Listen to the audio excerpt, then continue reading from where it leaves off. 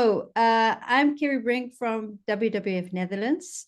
Fivos Moglianatis is from Greece. He's also WWF Netherlands.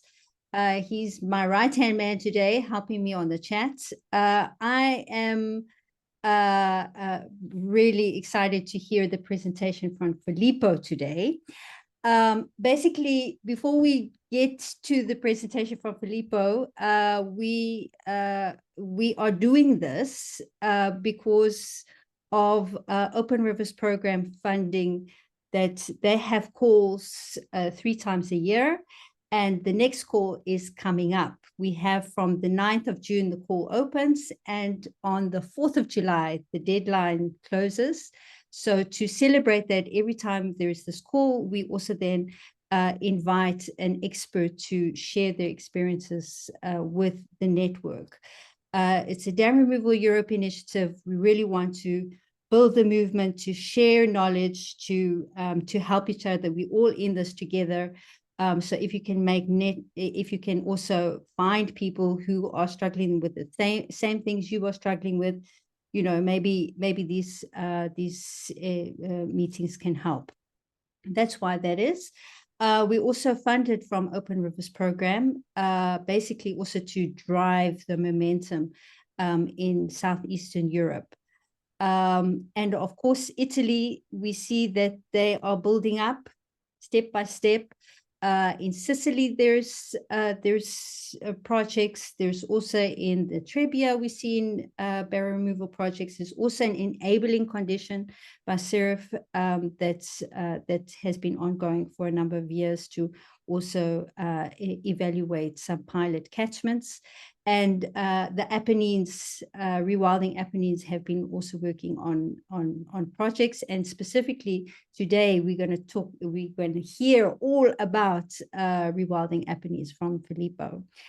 If you have any questions, please feel free to put them in the chat. Filippo will present, and then afterwards we will have a Q&A discussion. And Fivos will help us with that. And so without further ado, let's welcome Filippo. Please introduce yourself and let's hear more about what you're working on. All right. Thank you very much, Kerry, for the introduction and for the invitation also. I mean, it's a real pleasure for us as Rewilding Apennines to be here today because we did a lot of good work with ORP, and hopefully this is going to continue in the future. So we are really, really happy to be able to contribute and to bring our experience. And hopefully this is going to be useful for all the others who are planning to start their journey in dam removal. Personally, I'm the scientific coordinator for Rewilding Apennines. I have a background in biology, evolutionary biology, and zoology. And I'm coordinating some of the monitoring and research activities that we are carrying out in central Italy. And lately, I'm also starting to follow more the river restoration efforts. So the work we are doing in freshwater ecosystems and also dam removal. So I'm at the moment coordinating also our dam removal efforts here in central Italy. So I'll share my screen so we can start with the presentation. Just let me know if you can all see the screen. Yes. Yeah, I can that's see, great. but yes, there we go. Perfect. All right, fantastic.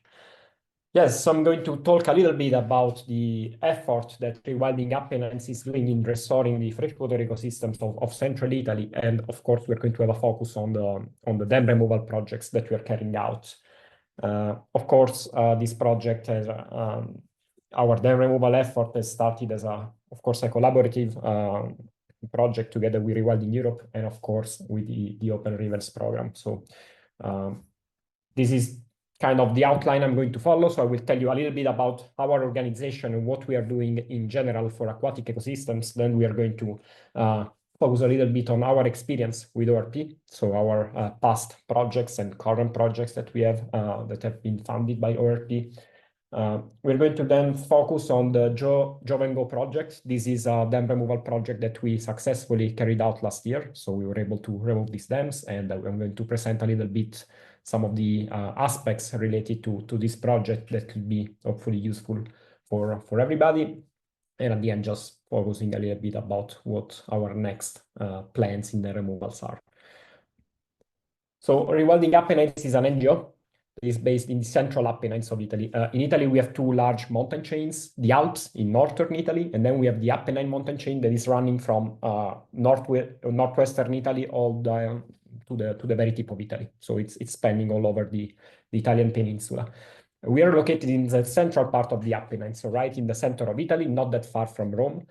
And here we have the highest peaks in the Apennine mountain chain, and these are really interesting biogeographic region because a lot of taxa that we have here, we don't find it in other parts of Italy because of the mix of conditions that we have in this area.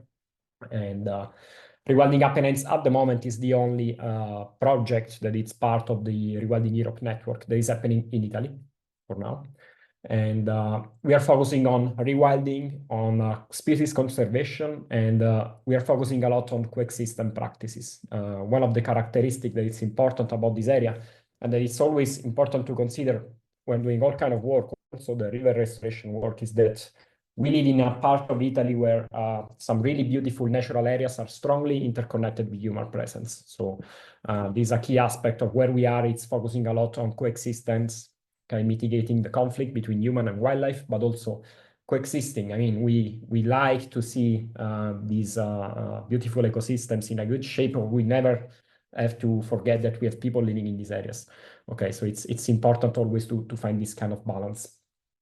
You can see here some of the species on which we are focusing. For example, the Marsican brown bear. It's an endemic subspecies of the brown bear that's only found here in central Italy. Same thing for the Apennine chamois, another endemic subspecies that we have in this area. We are focusing a lot on griffon vultures, the circle of life, the role of scavengers in the ecosystem is something that on which we are focusing more and more. And then, of course, you can see an aquatic species over here. So that's the European freshwater crayfish. It's one of the aquatic species on which we are focusing.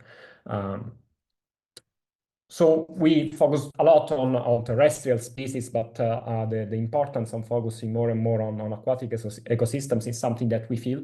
And in the past years, we've been actually trying to expand our work that we are doing towards aquatic ecosystems because, I mean, they need a lot of conservation and rewilding, both here in this area, but in general in Europe, I could say. So we are working on aquatic ecosystems on two fronts. One thing we are doing is focusing on actual aquatic species, target species that we want to work on. For example, we are carrying out some breeding, captive breeding, and then restocking projects for two endemic species that are the Mediterranean trout and the European freshwater crayfish. Both species were not doing that well in Italy because of a combination of different factors. And we actually, at the moment, have one breeding center for the Mediterranean trout and 3 breeding centers for the freshwater crayfish. So we are breeding them and then releasing them in the wild in order to restock their populations.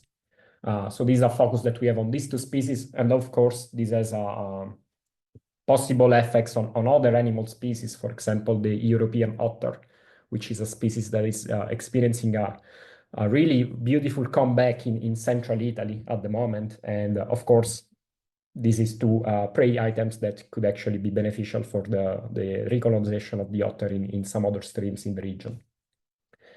So focusing on species, but then focusing also on aquatic ecosystems on a broader scale. So since in the last year, we've been focusing more on dam removals. Because again, in 2021, we mapped the distribution of anthropogenic barriers in some of the streams in our landscape, not all of them, but in some target streams, and we were able to map 289 structures, so barriers that are fragmenting the rivers, so interrupting the longitudinal connectivity of the rivers. Again, this is something that it's pretty in line with what we see in other parts of the country and in other parts of Italy. So a huge degree of fragmentation of these freshwater systems. And this is what prompted us to actually focus more on dam removal. Okay, what can we do about this? And that's how, of course, we got in touch with ORP. And that's how our journey with ORP started.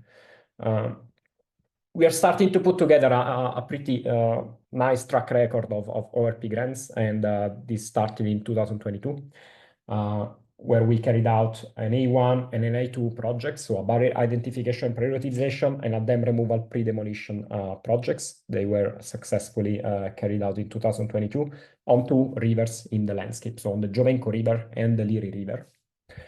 And these two projects were actually what started our journey. So we were able to collect a lot of useful information and figure out how to move further on the removal in these two sites. And this has brought us to actually ORP funded dam removal demolition projects, so A4 projects. The 2024 on the Giovenco River. This is what I'm going to focus a little bit more today, because this is something that we carried out last year. So we removed these barriers. That's something that we did. And this year with another successful funding application for the Liri River. So this is a grant that we got this year. And by the end of the year, we are going to remove this other barrier on the Liri River on this, in this case. And by talking a little bit about the experience that we had with ORP, I mean, and what we think would have been important for us to be able to win these grants, I guess the most important thing that I can see also by coordinating these kind of projects is that you need a really well-focused team of professionals. Okay, removing barriers is not an easy task. There is many different factors that needs to be considered. Okay, there is the whole ecological aspects, both in the selection of the areas where you want to work, and then on the monitoring of the conditions of what's going to happen, what is there before the removal and what's going to happen after the removal. But then, of course, there is all the technical part of actually removing large infrastructure. This is something that is not that easy to do. And in many cases, for example, in our case, of course, I'm a biologist. I have a little bit of a background in freshwater ecosystems, but I don't have the degree of expertise that is needed, for example, for defining what the actual monitoring metrics could be, or actually defining an executive project on the removal of large infrastructures. So something that is working really, really well for us is is the collaboration with a set of professionals. Okay, and we are talking about environmental and civil engineers, because of course you need that part for the actual physical removal. We are working with freshwater ecosystem specialists, ichthyologists, so a set of different expertise that maybe we don't have internally, but we now do, because we are working with this really nice and focus group. Another really important thing is that we are talking about local people. So local experts that know about the conditions specifically in the areas where we're working. And also I got know the people around. Okay, a little bit of political support, it's always important for this kind of projects. So working with local engineer firms that are based in the area and it's got the connection with the municipalities and with the authorities, it's something that it's also really, really important. So this is something of which we are really proud of. You can see a picture here. The right picture is the whole team that we were able to bring to Groningen last year for the Free Flow conference. And it was a really nice moment for us because we were right in the process, right? And it was really good for team building, okay, being all together and talking a lot about dam removal. But it was also a huge motivation for the team because, I mean, we were there seeing at all the amazing work that has been done in Europe on dam removal. And this is something that was really, really strong for the team and put a lot of motivation on all the professionals. So this is the best advice I can give you is find the right partners for these projects and build a nice team on which you can rely and on which you can build and talk about future projects. It's not a one-off shot, okay? It's something you want to build and grow on. So yeah, that's something that is working really well for us. By getting to the actual project, okay, this is the Giovenco project on the Giovenco River. And this was a pretty pioneeristic project for the area because it's the first dam removal project that was carried out in central Italy. So it was a new topic for us, new topic for the authorities. It was a new thing, and it took a long time this was a long process to actually understand what to do, how to do it, and also take the courage to say, okay, let's dive into this new thing and start this process. And again, a little bit of geography. You can see central Italy. This is where we are based, where most of our work happens. And you can see we are not that far from Rome. We are a couple of 100 kilometers east of Rome, in the region of Abruzzo, where you can see the presence of large national parks, and the Giovengo project happened in one of the national parks. So right here in the very northern tip of one of the oldest national parks in Europe, the Abruzzo, Lazio, and Molise National Park. As I was saying, this is an area of Italy where you see this really beautiful mosaic of really pristine habitats. I mean, there is old-growth beech forest in this national park with trees that are 600 years old. They are UNESCO World Heritage because something is not that common in Europe anymore. So really beautiful natural areas that are strongly connected with human presence. So villages, roads, infrastructures. This is where we are working. This is one of the challenges of what we do, and one of the beauty also of our landscape, because I mean the cultural and natural aspects are strongly interconnected. And this is the Giovenco Valley. So this is where we started our journey in this part of the national park. So the project focused on the removal of 5 weirs on the Giovenco River.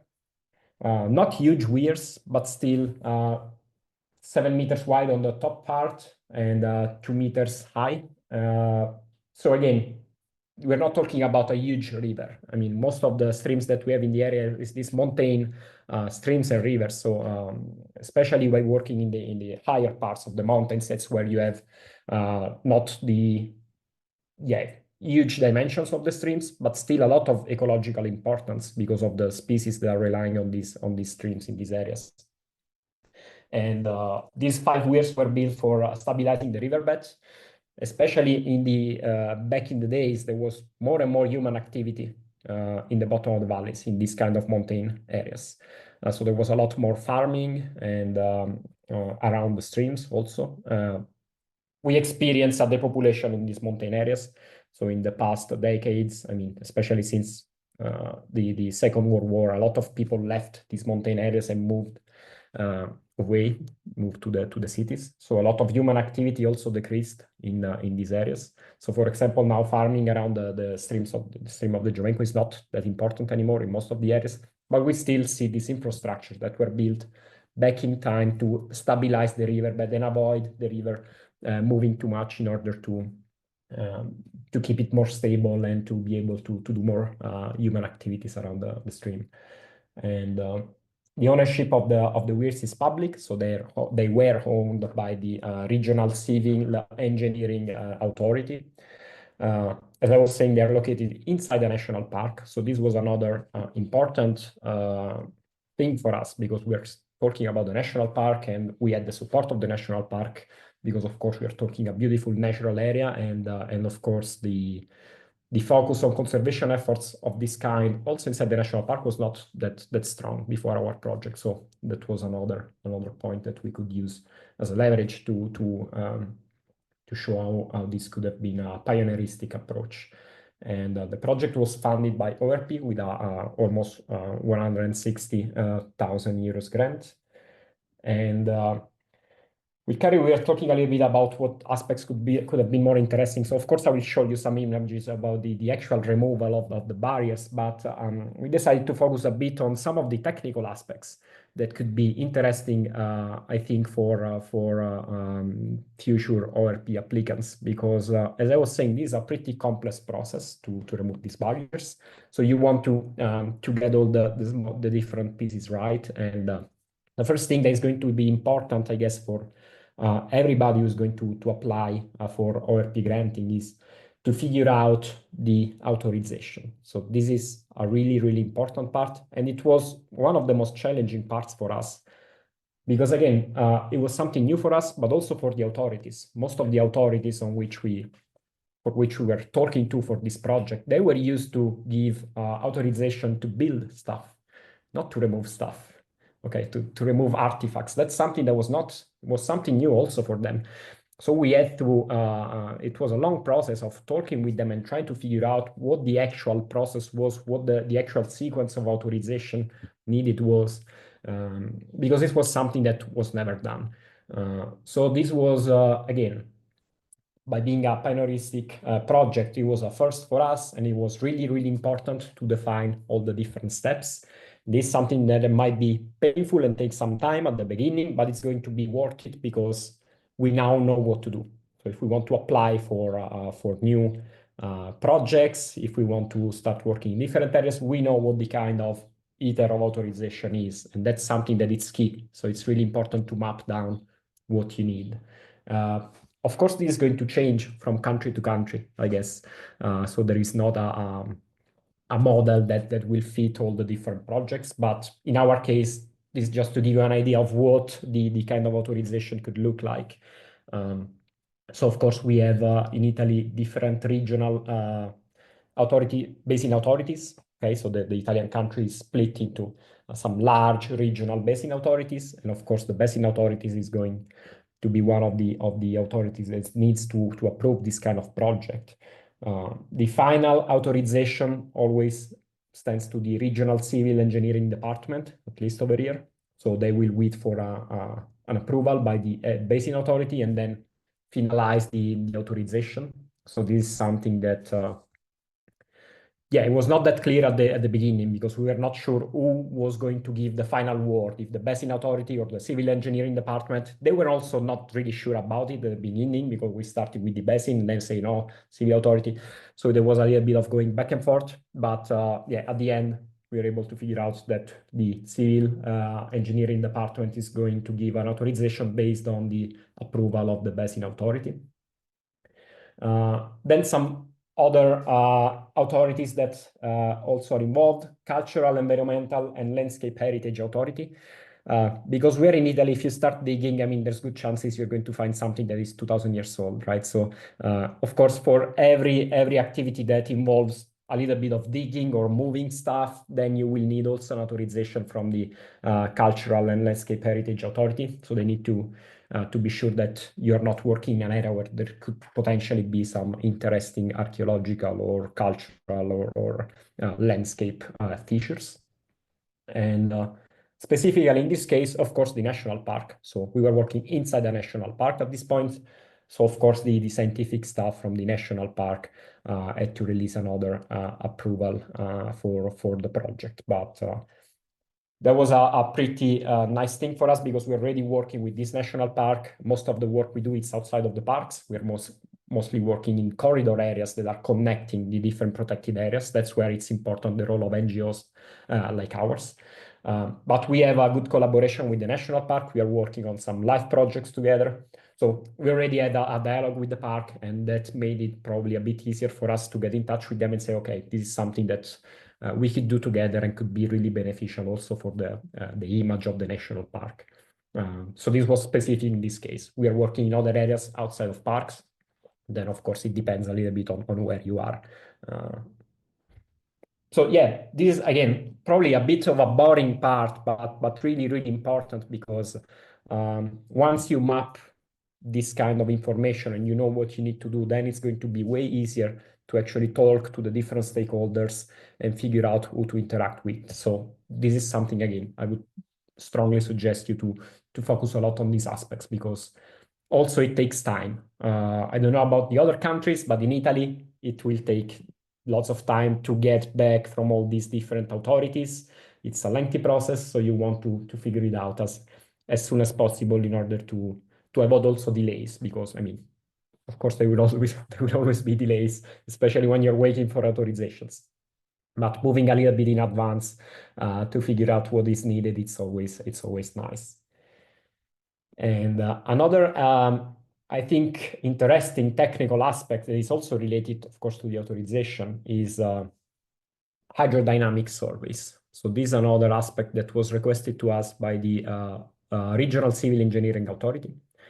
So in order for them to approve our project, they wanted to actually get information about the possible risks. Okay, is this something that is safe to do or not?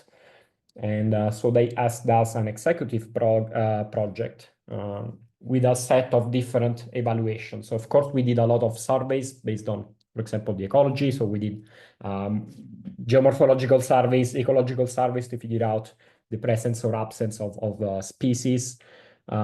But then there was a whole part that we did that was focusing on modeling. So modeling the risk, modeling and trying to figure out, okay, this is the current scenario, how this is going to change once we remove the weirs. Because again, I mean, we have a lot of infrastructure. We have small cities downstream of the weir site. So you, of course, the authorities are going to grant you the authorizations. They want to be sure that there is no possible risk. That's something that it's understandable, of course. So we also focused in our service on this kind of modeling. And again, this could be a bit technical, but it can be useful again because I mean, it's one of the things that probably is needed if you're going to remove a barrier and you have a human presence downstream. I mean, the authorities are going to request some kind of modeling to actually see how the conditions are going to change. So in this case, again, I'm not an engineer, so I will not be super detailed on this. But we developed a quality mesh, so we mapped the area. Using these small polygons that you can see. And of course, the mesh was changing based on the use of the soil and of different conditions. And then we interpolated this mesh with a DTM, which is a digital terrain model. So with the elevation, the slope, and everything. And then we got this computational mesh. So this was the mesh that we use for all the kind of modeling. So you get information about the terrain, but also about the land use and the soil and what is going on down below. And for our models, we modeled the critical rainfall and flood for a return time of 200 years. So this means a really exceptional amount of rainfall, something that happens every 200 years based on historical data from the area. So we wanted to see what was going to change in really exceptional conditions. And the main aspects on which we were focusing then in the different modelings was, of course, the water depth in order to see potential floodings in some areas and now the water level is changing in the two different scenarios, and the water speed, of course, because this is going to have an effect based on the solid transport for what actually the current will bring in terms of sediments, but also food and debris, for example, and how the erosion and deposition, okay, is going to shape the area during these exceptional events.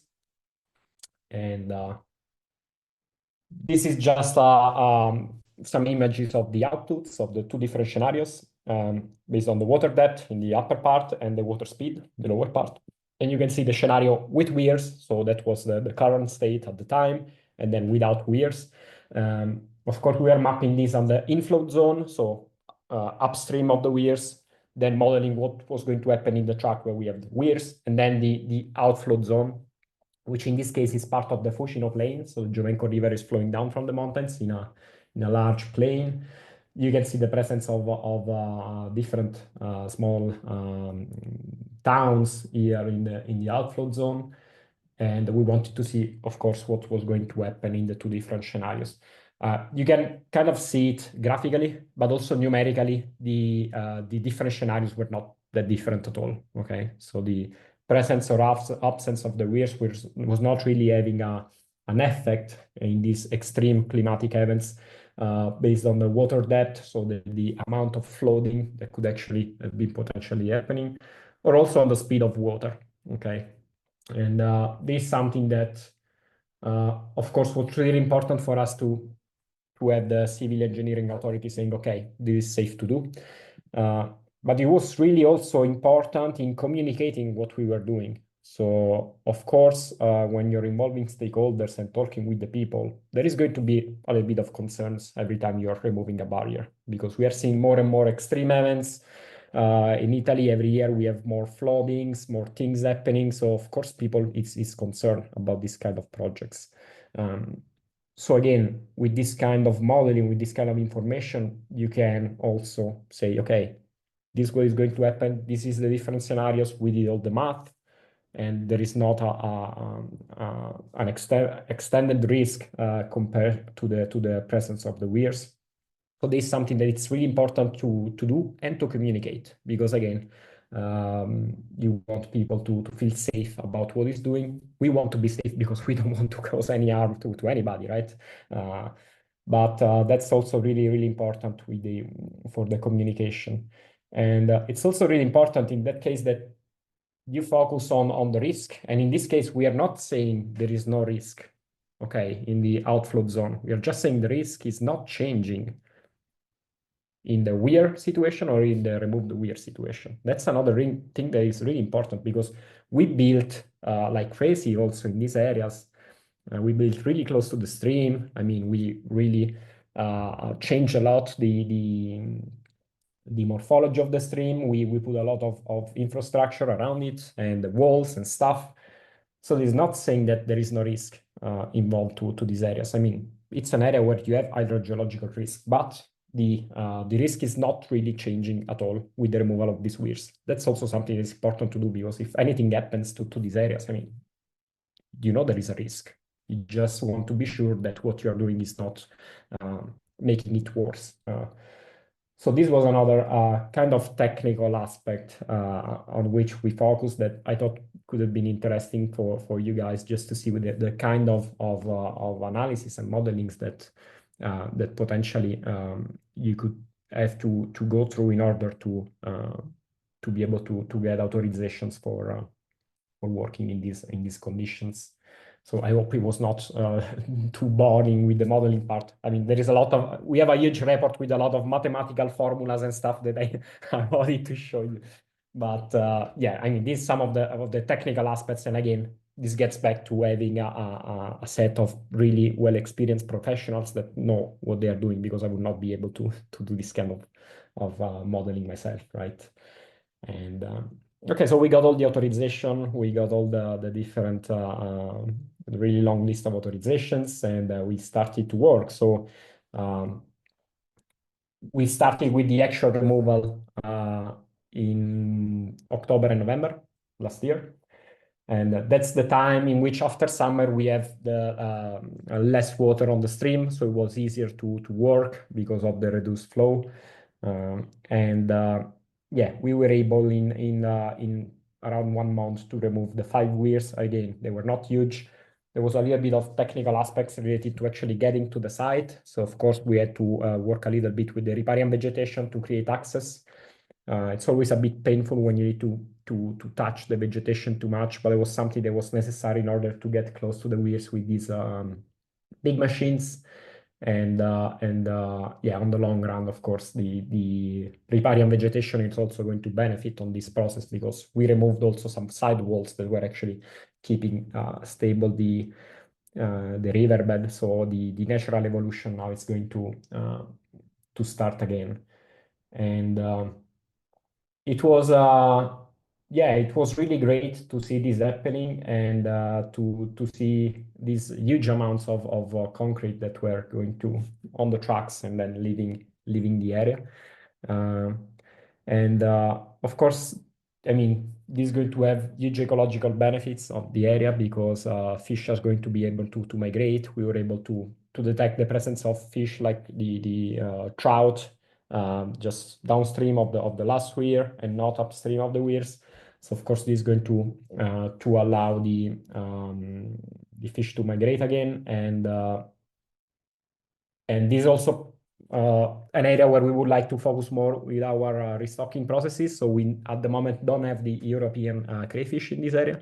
That's something we would like to bring back. So again, when we work on these kind of dam removal projects, we have a vision around the area. So it's not like removing a weir and then leaving. So this is areas on which we want to focus. We think that there is a potential for doing more things also on the freshwater side. So we hopefully will start to work on the crayfish in this area. The otter is not that far from the Giovenco, so it's found in a neighboring stream, but the springs of the two systems are not that far. So hopefully the comeback of fish species and potentially the crayfish in this area will also be beneficial for the otter to migrate and recolonize this stream. So we are really excited to see how the whole thing is going to develop, and we are going to be back on the site by the end of the summer to do monitoring after 1 year from the removal, to actually get some information after 1 year to see how things are changing.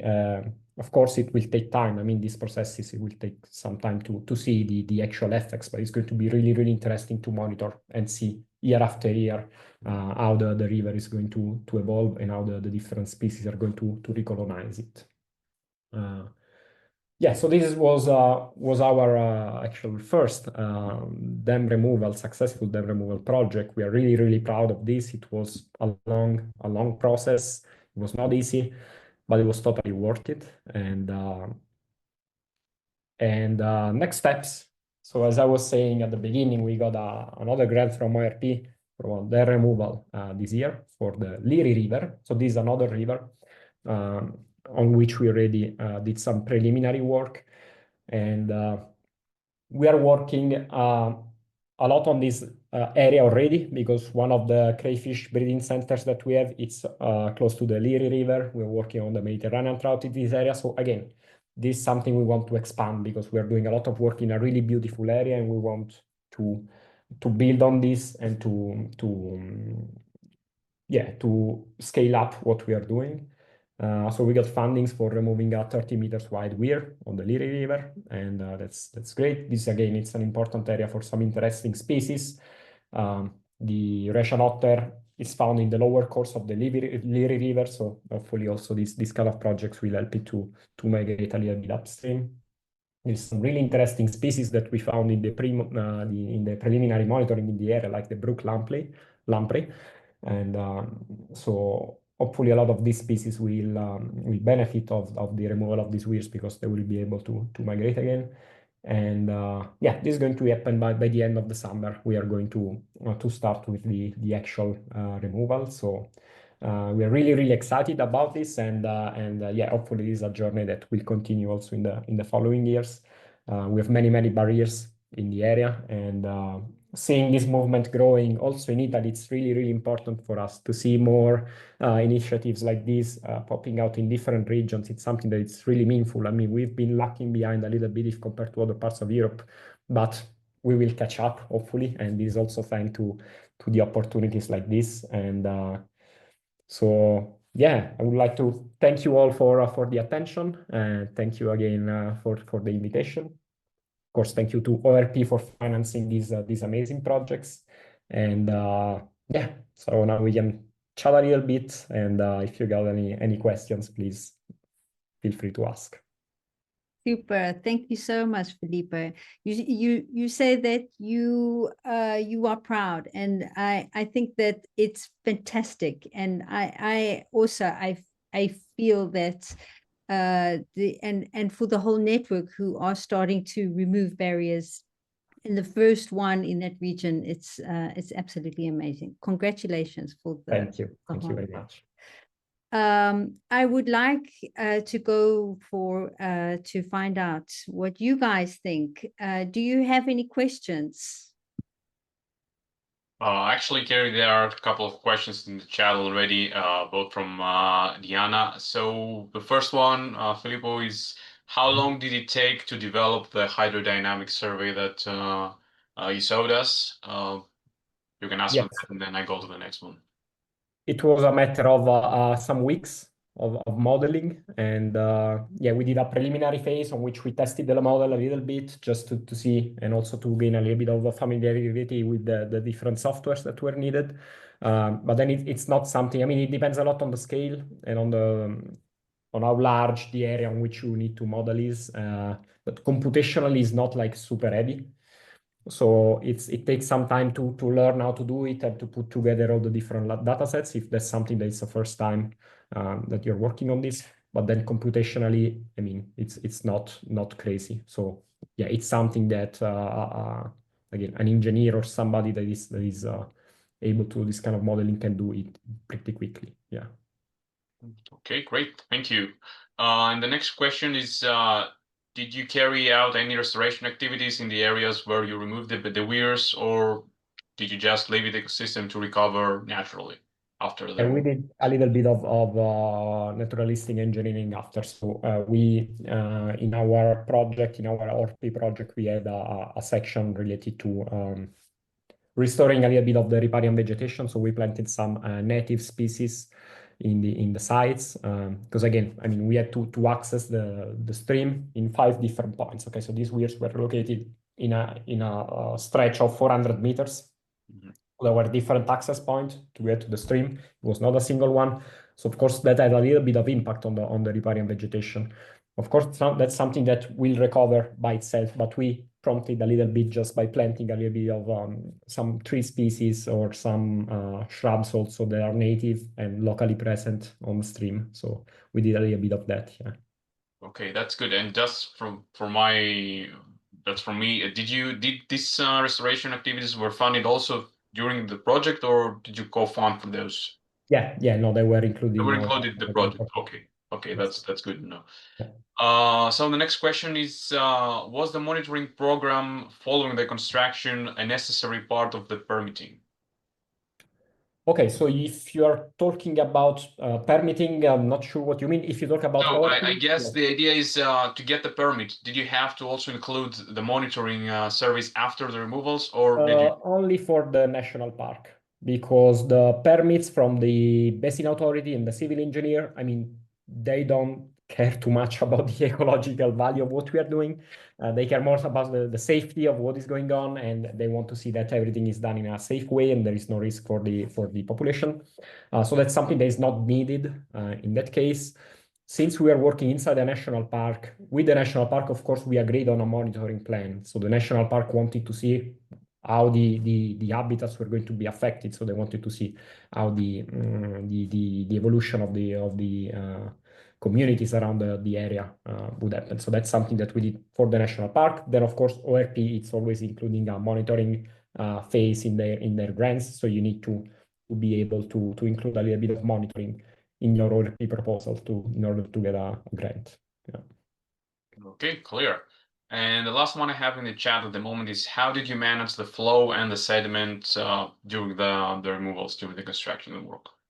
Yeah, so again, we were working we decided to work in where the water level is lower. So at the end of summer, this kind of mountain stream, there is very little water flowing in some parts of it. So it was a bit easier to work because again, we're talking about not a huge stream, and we work on a time of the year where the flow is even less.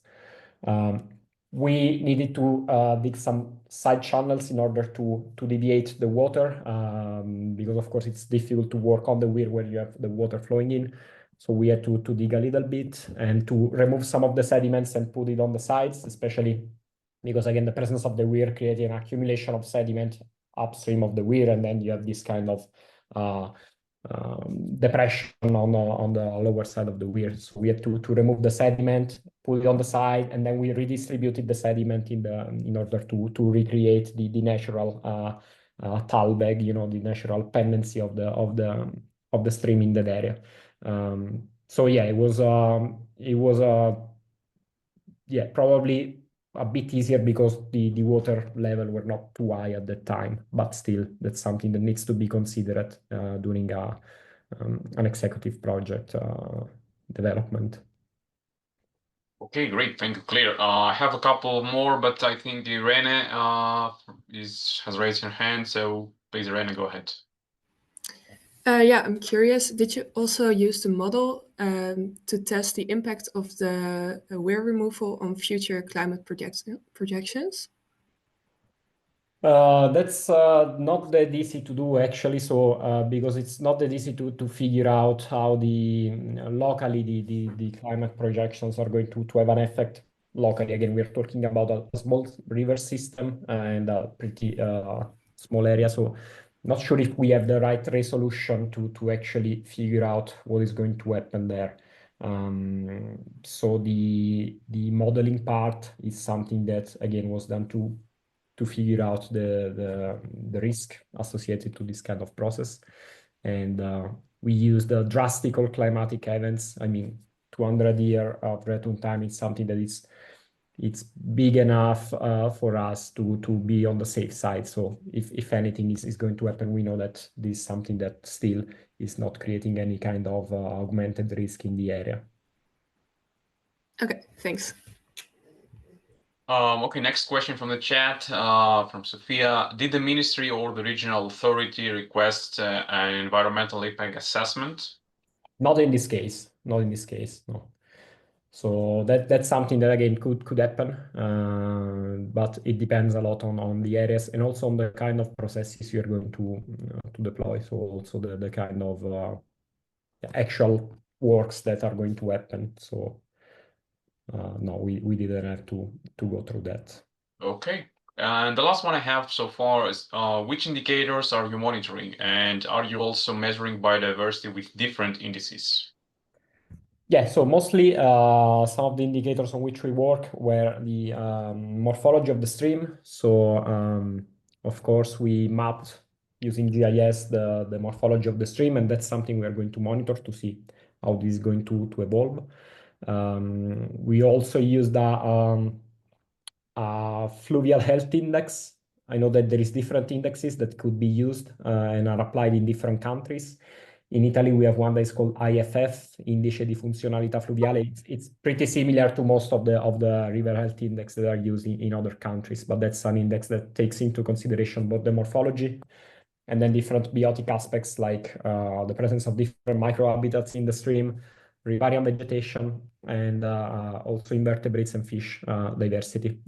So we are collecting information about all these taxa, and yeah, we are going to do it again at the end of the summer and monitoring on the long run to see how this is going to change. So it's mostly kind of index, and then so we're not really uses biodiversity indexes related to specific taxa, but it's more like a fluvial health index that is going to put together information about the different morphological and biological aspects and get an indication of the overall quality of the stream.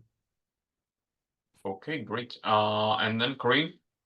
Yes, thank you very much for your amazing presentation. I have a question about the owner of the dams. Was it an issue to find the owners, and do you have to buy the dam before we move it, or just to sign an agreement with the owners? Yeah, that's a really good question because again, it changes a lot based on the ownership. In our case, it was easy because they are owned by public authority. So they were actually owned by the regional civil engineering authority. This is the establishment that built them in the first place. So for us, it was easy to find it because we could find the information publicly available about the ownership of these dams. They were owned by a public authority. So it was we didn't have to get in touch with private owners and to buy. But yeah, that's a really good question because that changes a lot. So you have in different conditions, you might have privately owned dams, and in that case, yeah, it's a matter of finding an agreement with the owner. Actually, sometimes the owner can actually have a drive to remove the weir. I mean, it's something that sometimes could happen. So with privately owned dams is probably, I mean, it depends on who is owning the barrier and how he feels about the removal. Yeah. We had a couple of raised hands, but I don't see them anymore. If you have a question, you can raise your hand again or just speak up. Yeah, I promoted Giacomo, I think it was, huh? Giacomo, yeah, go ahead. Yes. Yeah, hi, sorry, I didn't know why I couldn't show my face. I was wondering when it's going to start the restocking of Mediterranean brine trout, Filippo, in the Givenco River. On the Givenco, we are still thinking about it. So we are working at the moment on the Liri River, on some tributaries on the Liri River. We are already working there in that Sompolo Schioppo Nature Reserve. That's an area on which we are working on the Mediterranean trout at the moment. For the Giovenco, that's something that we are planning. So we are planning to talk with the national park about this because again, we are inside the national park. So that's something that we are planning. So for the future years, we would like to start working on the Mediterranean trout and crayfish on the Giovenco, but that's something we are still not doing at the moment. So that's something that I'd like to start in the early future. Yeah. Okay. And you're gonna use the weirs that you have on the because there is a lake. I know the region, and so there is a lake downside. And so you're gonna use that dam to avoid to let the brown trout downside to the upside? Yeah, that's a pretty complex situation because it's a former lake that now has been drained, but mostly the municipality of Pescina, that is the last municipality that it's in on the Giovenco River. In that part, in the municipality, they actually had the river flowing down. So the river is now flowing below the city of Pescina. So there is some weirs below the sound that they will never be removed. I mean, they will be there forever, I guess, because you need to dismantle part of the town to be able to get back. So that's something that it's blocking whatever may come from the very lower part of the Fucino plain. That's where we have also a lot of non-native species, and the quality of the fish communities down there is not that good. So that's for sure. I mean, we would like to have the free-flowing Giovenco up there, but then when you get to Pescina, it's difficult to think about a reconnection in that part. And on the other hand, that's going to block whatever invasive species are now found below. So that's that's kind of the situation down there. Yeah. So there's no plans for a fishway or any other measure in those. Yeah, and there it's stuck down there because it's again the river is just flowing below the city, so that would be a pretty impressive engineering work to be able to do something like that. It's something that, I mean, could be possible. There is a river contract also in the area that is now established, and the different municipalities are also talking about the river in a communal way. I see it a bit difficult in that specific case, but you never know. We're going to see what's going to happen. Yeah. Vivos, are there any other questions? Just one. One of the attendees is wondering if Filippo, it's okay to share your contact information with them so people can reach out if needed. Sure, I can write my email in the chat. Yeah, that would be great. And just one last question from my side, if I may. So you mentioned that you mapped around 290 barriers, something like that. So how did you choose those? Did you choose those 5? That's a really good point, because it's a big effort that we put into the prioritization of the barriers. So of course there is different aspects you can focus on. Of course, the ecological relevance, because you want to work on something that has got a good ecological relevance, because you want, I mean, your effort to have the highest ecological impact as possible. But then you also need to consider what is actually feasible. Okay, so when we scored our barriers and we try to prioritize them, we were focusing on the ecological aspects, but also on how in our thought, because again, it's not that easy to figure out about the ownership and everything, but what we thought was kind of easier to remove. That's also something that we weighted when we were selecting the areas, because you want to go for the low-hanging fruit most of the times, especially if it's something that you're starting to do and it's a new process for the area. To get it going, it's important to find something that is feasible. So if you start with the maybe super ecologically relevant, but really, really difficult project, it's going to be difficult for you to actually get to that and start the process, and also involve the stakeholders and show that it's something that can be done. So we were balancing between the ecological aspects and also the actual feasibility of a possible removal when selecting our weirs. Yeah. Yeah, clear. Well, thank you. Really great. Thank you. In the chat. So if anybody's got any question, please reach out also by email. Fantastic. I have a question with regards to the public and the communities around there. What dam removal, when you first arrived there, dam removal was, nobody was talking about barrier removal. And so did you get any pushback from the public, or was there any, negative feelings, or was it all positive? It's always mixed with these kind of things. I mean, that's something we got used also when doing nature conservation or working on species. You always have a little bit of everything, right? So the response in some cases, it was pretty enthusiastic, because I mean, a lot of local people also was feeling the importance of the stream, and also could see a decrease on the quality of the stream. Could see that a lot of species that they remember were there in the past are not there anymore. So of course, in some cases we had positive reactions, and then we had negative reactions, mostly based on fear. Because again, a lot of people was like, oh, now this is going to generate floodings everywhere in Pescina, and what's going to happen? And for that reason, it's important to do a lot of public initiatives to talk with the people. And what we did in this case was to actually have some discussion. It was not just us saying, okay, we are going to do this. But it was like, okay, how do you feel about this? What's your concerns? Can we help? We can talk about it. And that's, for example, for the risk mitigation, a lot of people was like really concerned about possible floodings in Pescina, in one of the villages downstream. We could actually show we did the modeling, this is what we did, this is what we found out. We can see that the effects of the on the water flow it's not really changing too much down there, so that's safe. So that was really important also to involve the municipalities and the different peoples. Also the other municipalities, because we work in the municipalities of Bisegna. That's where the weirs were located. But of course you have more people living on the stream and they're outside of the municipality. So you want to get all the different people involved and get in touch with the realities that are located all over the course of the stream.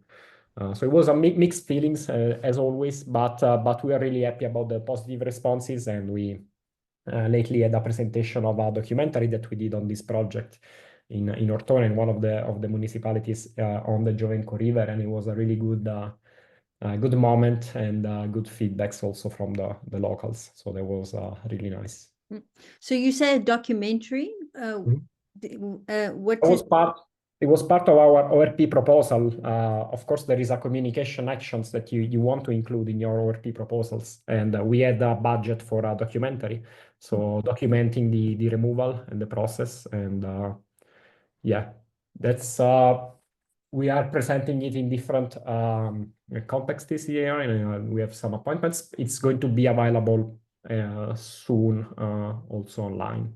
Okay, so when you have events, you have events that are showing this exactly document. the different communities. Yes, that's what. Oh, fantastic. Okay. Okay, great. Wow, Filippo, amazing. Thank you so much. And the questions you were just answering. Doing my best. It was really great, really fun to hear your story. And if you, the attendees, want to get in touch with Filippo, please do. Please, if you want help with regards to Open Rivers program, they do have a webinar coming up. Please make sure to go to their website. There's a link to a Open Rivers program webinar. And of course, we have the Dam Removal Europe Help Desk, who is there in place to also support people who are who have questions with regards to Open Rivers program proposals. Thank you so much. And till next time, we see you. Goodbye. Thank you all. Bye-bye. And good luck with your ORP proposals. Yes, exactly. Good luck.